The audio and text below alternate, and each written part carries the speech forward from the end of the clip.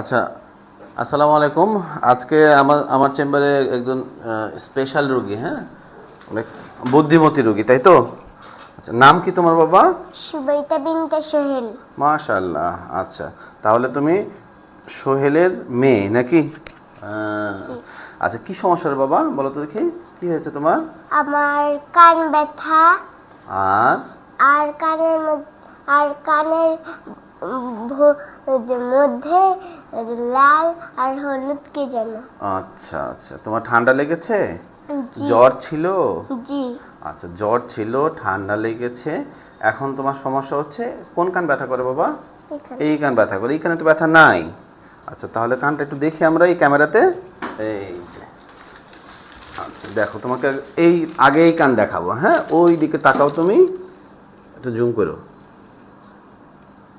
এই যে দেখছো, এটা কানের পর্দা, সাদা সুন্দর আছে বাবা।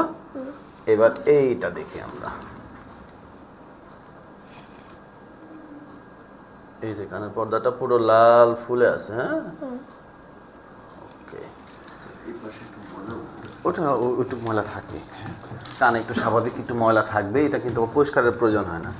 এখন হচ্ছে ওর এই সমস্যাটা কেন হলো, নাকের সাথে কানের একটা কানেকশনের রাস্তা থাকে, যেটাকে বলে আমরা ইউস্টিশিয়ান টিউব।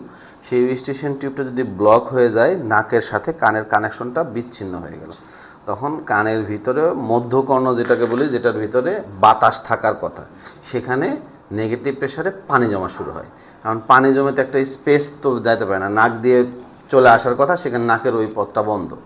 তখন সেই জন্য তখন এই কানের পর্দাটা তো এই পাশে, তো এই কানের পর্দাটা ফোলা শুরু হয়। এখন কানের পর্দাতে তো ব্লাড সাপ্লাই থাকে, ফুলে লাল হয়ে আছে, ফুলে আছে, যে কোনো সময় ফেটে যাবে এমন অবস্থায় আছে। কিন্তু এই জন্য বাচ্চারা কিন্তু অনেক কমপ্লেন করে যে প্রচুর ব্যথা হচ্ছে, বাচ্চা ঘুমাবে না, গরম সেক দিতে হয়, এরকমও হয়। যদি এটা কোনো কারণে পর্দাটা ফেটে যায়, যে আর প্রেশারটা সহ্য করতে পারছে না, তখন লাল পানি, রক্ত এগুলো চলে আসে, তখন এই কানের একটা স্থায়ী একটা পর্দা ছিদ্র হতে পারে। তো সেই জন্য আমরা চেষ্টা করব যে ছিদ্র হওয়ার আগেই ভালো করে দেওয়ার জন্য। তো ও তো ঠান্ডা কাশির জন্য তো ওষুধপত্র কিছু খাচ্ছে, সাথে আমি আরও কিছু ওষুধপত্র দিলাম। তবে কিছু উপদেশ হলো, কানে পানি যাওয়া যাবে না, হ্যাঁ, কান চুলকানো যাবে না, ঠিক আছে, কানে এখন কোনো ওষুধ দেওয়া যাবে না, ঠান্ডা আইসক্রিম খাওয়া যাবে না, ঠিক আছে, আর সব খাওয়া যাবে, ওকে, আর চুইংগাম খেতে হবে, ঠিক আছে। এখন থামস আপ দাও দেখি, ওকে।